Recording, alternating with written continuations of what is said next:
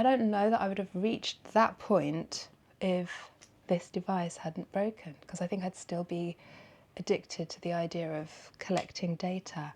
And for whom? Hello and welcome to the 11:11. This is very dramatic, with the light coming across my face like this, isn't it? Very dramatic indeed. I think I'm going to talk about this today. Yeah. My Apple Watch that broke. This is not really what I'm talking about. This is just the beginning. Just bear with. So this I got, I think, in 2020. And I was very excited about getting it, and it was a gift. And I got it because it was the Nike one, and so I thought it would work better with the Nike Running Club app than the Fitbit that I had at the time, because I'm a sucker. Anyway, it didn't. That app is rubbish. And since using it since 2014, I think. So it has, what, 11, maybe longer than that. I honestly don't know. At least 11 years of my data on it. Well, no, not really anymore, because I stopped. The point being, I used many workarounds. I downloaded all these apps so that I could make sure that it would sync, and it was, this syncing thing was constantly breaking. It was an unreliable app, but I loved it. And this was an unreliable tool to work with the app. It was a very reliable tool. It was great. This was great. One day though, the face just snapped clean off. Not long ago. So 5 years it lasted. I think the battery swelled. I don't know. The point is, initially I was like screaming inside, thinking I can't possibly go on without this. I need this. I need this. I need the data. I need the convenience. I need to constantly know what all of my notifications are all of the time. I need to be able to pay for things at the turn of a wrist, etc. And then I took a step, and I was like going onto Vinted and looking, like, could I get a deal? Because money flow wasn't flowing. Money flow often isn't flowing. It's okay. It's okay. And I looked, and I could have gotten one that was quite a bit newer than this one. This is old. But I was like, it's okay. Let me just take a step back. Let me just not rush this. Because there's actually a lot of electrics that need updating. My laptop, my phone. My laptop is from, I want to say 2016, maybe 2017. And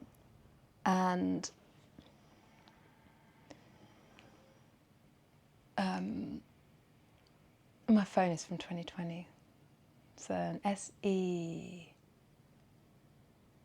second gen. I don't know. This is irrelevant. Get on with it, Tia, for goodness sake. Give yourself a week, maybe. Let's see what happens. Go without it for a week. And so I did. And I can report back that I didn't miss it on my runs, which is kind of like, that's how I would log. It's easier than bringing your phone out, but it wasn't a deal breaker. It's like, oh, no biggie. I didn't miss it in paying for things, and I just generally didn't miss it. I also felt way more relaxed because I didn't have constant tapping.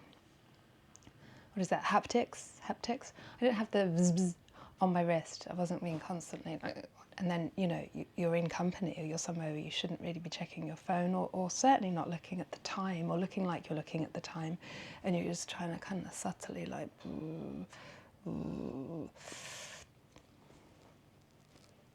I suddenly felt more relaxed. I honestly just felt more relaxed. And if I was out for a walk, it wouldn't suddenly start logging my movement, and sometimes getting it wrong. You know, sometimes when I'm doing theatre work, it will tell me I'm doing yoga or HIIT. And as I didn't, yeah, it was fine. And then so I was logging things on the phone. Then I did like this little 21-day dance, silent disco, dance outside, dance as if no one's watching, but in public, where they could be, thing, challenge, just for me, just for me.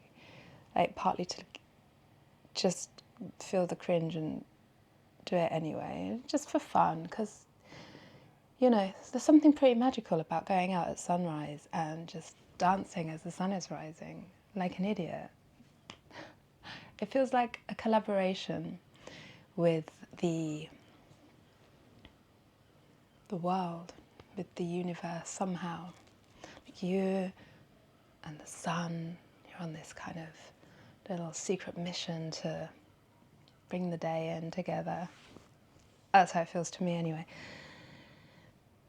So that meant that sometimes I would just run to a spot, or until I felt like, yeah, this is the right time to go down to the sea and dance. And like, I wasn't measuring the run. I stopped measuring the run even on the phone, because I was like, well, I'm only going to run this far and then I'm going to dance and then I'm going to run back. It didn't seem necessary. So like for 3 weeks I wasn't logging any of my data, and that was really nice. I was like, wait, who have I been logging this data for? I can see sometimes it's useful, you know, like if you're training for a marathon or a half marathon or a specific, or a 10K or whatever it might be, and you're interested in distance and timings, then it's really, these apps are really useful. The Run app is great. The Run app is really great for training, you know, like it gives you really well customized training programs, I think. I really enjoyed using it. But I'm not currently in that mode. And so it's linking to this thing called Strava. I mean, Strava's huge. Just So I had a Strava account, mainly because someone was like, why aren't you on Strava? So I was like, okay. Then when I came out of the Nike Run Club world, I was like, I'll go into the Strava world. But I was trying to be private, but they were like, no, we can give each other kudos. I'm like, I don't need any kudos.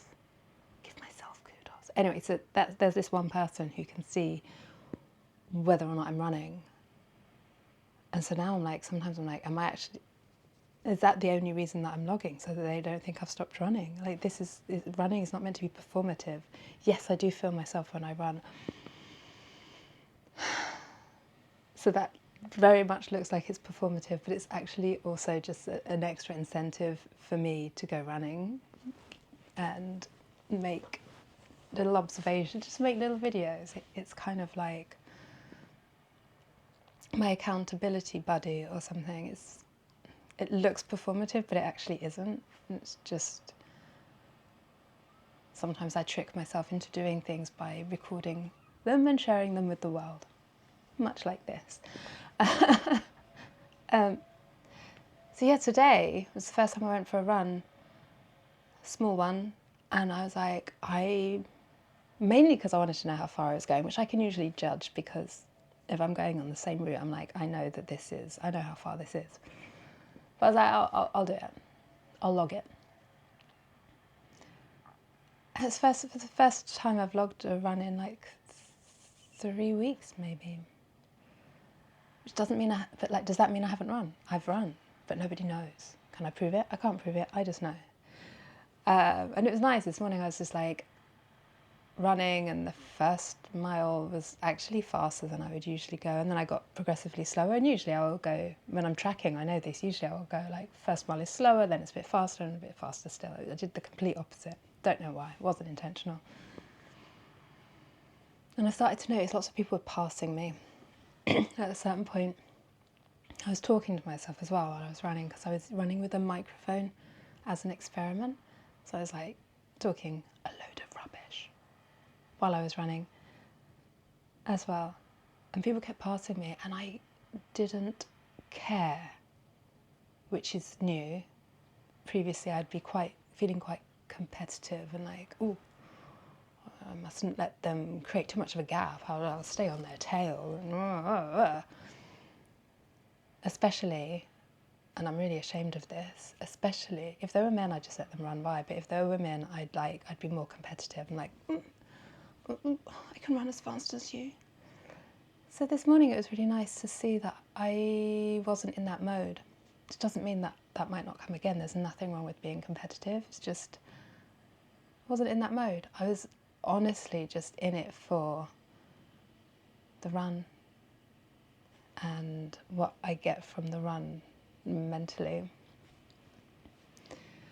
And so that was nice. I don't know that I would have reached that point if this device hadn't broken, because I think I'd still be addicted to the idea of collecting data. And for whom is this data being collected, really? For whom? So those are my thoughts today that I wanted to share with you. Thank you so much for being here. Miss you, love you. 1111.